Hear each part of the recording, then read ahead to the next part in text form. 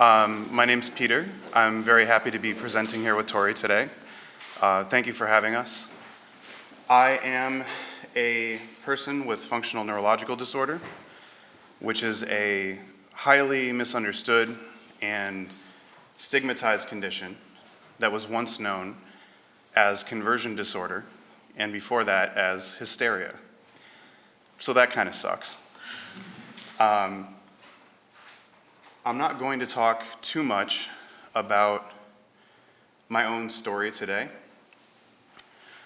but I do want to represent a viewpoint that I think is common within people with functional disorders. So, excuse me. So, the functional organic distinction might sound academic and might sound exclusively philosophical in some ways, but it actually has a massive impact on people's lives. I've had FND for over a decade at this point, and for the majority of that time, I got my FND was triggered by a physical injury in late 2010, and for the majority of the decade that I've had it, I was undiagnosed. And I believe that the reason that I was undiagnosed is because my doctors were trained in their medical education upon the functional upon the functional organic distinction. And rather than that giving them a useful way to distinguish functional disorders from organic ones, in my view, it rendered them unable to see it entirely.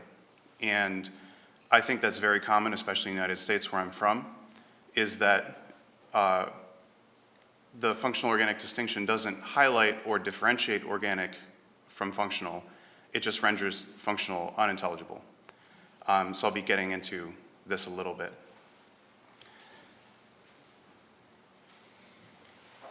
So I think it's worth asking, how did we get here? The state of functional medicine is a bit of a mess when it comes to identifying, diagnosing, and treating people with functional disorders. And I think it could be useful actually to sort of take FND as the classic paradigmatic functional disorder. We can learn, what does that tell us about the state of organic medicine and quote-unquote functional-oriented medicine generally. So to just briefly recap, I know this will be familiar to a lot of you, but I also know this is being recorded, so forgive me for covering some ground that you know already. But the two major perspectives on functional neurological disorder that come to us in the last 150 years come first from Jean-Martin Charcot, who was a neurologist at the Salpêtre Hospital in Paris, France. And Charcot was a hardcore neuroanatomist. He was in some ways the sort of consummate scientist. And he tried to localize the potential brain damage of quote-unquote hysteria patients who had neurological symptoms. And he tried to localize that at different sites in the brain, as he did with other quote-unquote organic disorders like ALS, like Parkinson's, like the lesions found in MS, like the lesions that in some case will lead to certain epilepsies. But he never could really make it work. And so he was faced with a situation where you have a disorder that acts neurologically, walks, talks neurologically, but it's not identifiable in terms of pathology. And so rather than throwing out all the rules of the brain entirely, he said, well, there must be something going on here. And he came up with this idea of a quote-unquote functional or dynamic lesion that would move about the brain and create impairment in those neural systems in the same way that you would have if you had been physically damaged in that spot. Not a bad solution, really. The other major perspective comes from Sigmund Freud, who was Charcot's protege. And Freud saw it rather differently. He thought of it as neurological, but I think he saw it as neurological second. And what he proposed instead was the first psychoanalytic theory of quote-unquote hysteria. He said that people with this condition, what was happening was that they had childhood trauma, often sexual in nature, and that by repressing this emotional trauma so as not to have to deal with it emotionally, what they had done by accident was transmuted those repressed feelings into physical disability. So it sort of comes out on the other side of the equal sign as an organic looking but not truly organic disorder. And this is still the most famous account of hysteria, quote unquote, conversion disorder that's available today. We're in many ways still living in Freud's world. But neither of these accounts really stuck in the way that other accounts of disease and disorders have. And I think the reason for that is that in society, we tend to believe the account of a disorder when someone can identify a lever that reliably modulates the disease state. So for example, in Parkinson's, we may not know everything about it.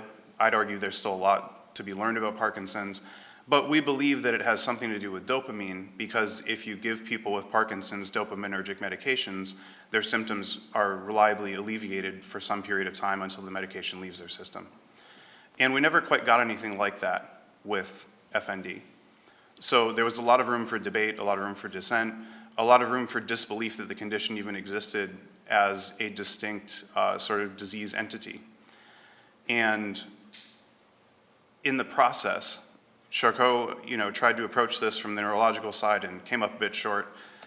Freud had a pretty compelling idea that then seemed to also fall short because, first of all, how could you prove that all these people had childhood trauma? Many of them said they didn't. And even in cases where they did, some people didn't improve with psychodynamic therapy. So what's going on there? And the shortcomings of these two isolated approaches resulted in a widening of functional and organic within medicine. So psychiatry and neurology, which had previously been more closely allied, were split apart. And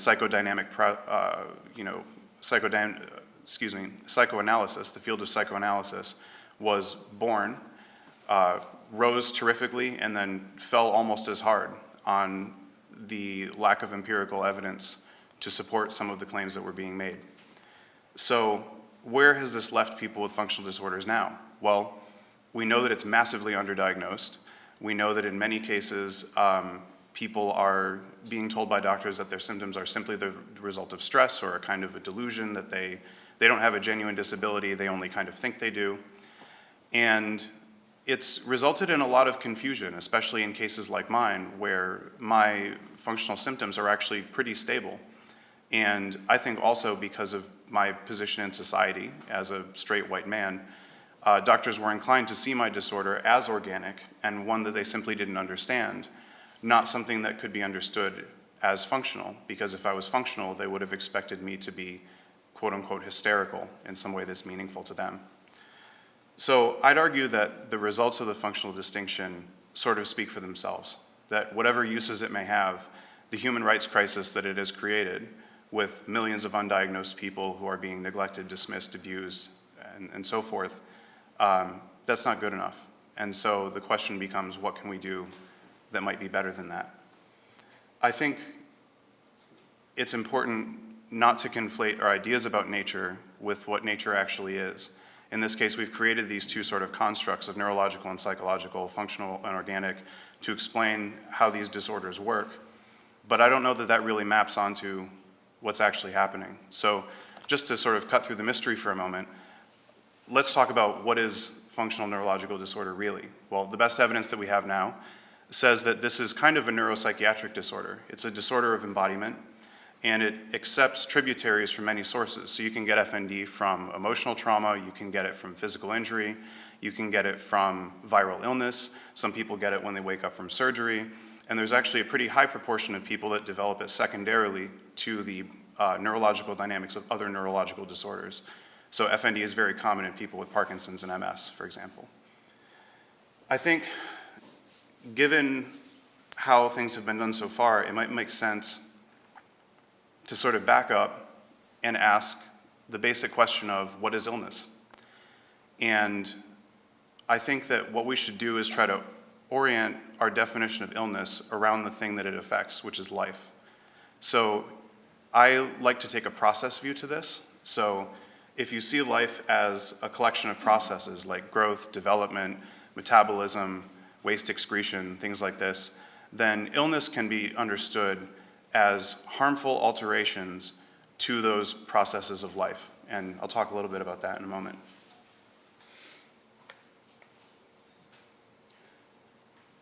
So one of the chief characteristics of many living things is that they have one of these core life processes called allostasis. And allostasis is sometimes defined as the ability to maintain stability through change. So it's the nervous system's predictive ability to anticipate physiological and psychological stressors and account for them, anticipate for them, and adjust for them before those things even arrive. So an example of this would be when you go outside and it's cold in the winter, your body doesn't wait until you're about to die in order to start adjusting physiological variables to keep you alive. As soon as you go outside and your body detects that it's cold, you may get goosebumps on your skin as your hair raises. You may, the body will shunt blood around in different ways. You will shiver. You will feel cold consciously, which encourages you to make behavioral changes. And all of these things I think of as part of allostasis. There's a sort of structural complement to that, which is autopoiesis. And this is the idea that living things tend to self-organize. So you have like cellular regeneration, and autopoiesis also implies that the body defends its own boundaries, that basically it attempts to keep itself using things like allostasis within certain bounds in order to maintain structural integrity.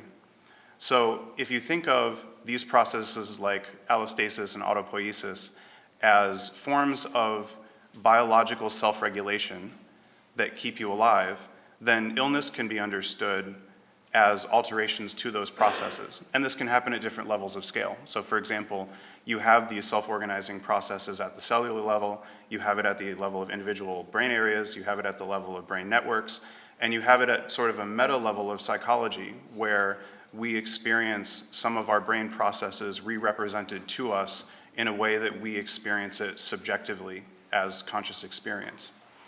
So in my view, illness can strike at any of these levels. For example, you can have a condition like anorexia, which most people would consider to be psychological. But if you think about it, this obviously affects a person at many levels of scale. Like, yes, they experience it psychologically. Yes, it affects their behavior and drives their behavior in some ways. But it also changes their metabolism. It changes the structure of their body in very dangerous ways. And it can change immune regulation. It can change things on the cellular level. So illness doesn't tend to stay in these tidy categories. It sort of crosses levels of scale in ways that I think are completely organic. And I think it's worth saying at this point that my view is that all illnesses are organic, and that the question is not whether they're organic, but how. And that would go for everything from traditionally quote-unquote mental disorders like depression and anxiety and schizophrenia to neurodegenerative diseases like Parkinson's MS, and also to disorders that are somewhere in between, like FND, where it's really neither one nor the other. I think it can be helpful to take FND as an example. So medicine has traditionally only been comfortable with calling things organic if it maps onto a traditional disease pathology. But I think we've reached the moment now where we know enough to start expanding that.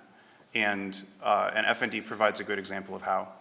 So I mentioned before that FND is a disorder of embodiment, and that we also talked a little bit about processes of allostasis, and actually these things co-occur in FND. So the systems in the brain that are responsible for allostasis also have a lot to do with embodiment. And these are as well the systems in the brain that tend to go wrong in people with FND. So embodiment the processes of embodiment are processes that mediate sensation, that allow you to feel anything. They give you voluntary control over your body, and they give you a sense of affinity with your body, that the living body that you inhabit belongs to you. And when you have disruptions to those processes, you end up with something that looks a lot like FND.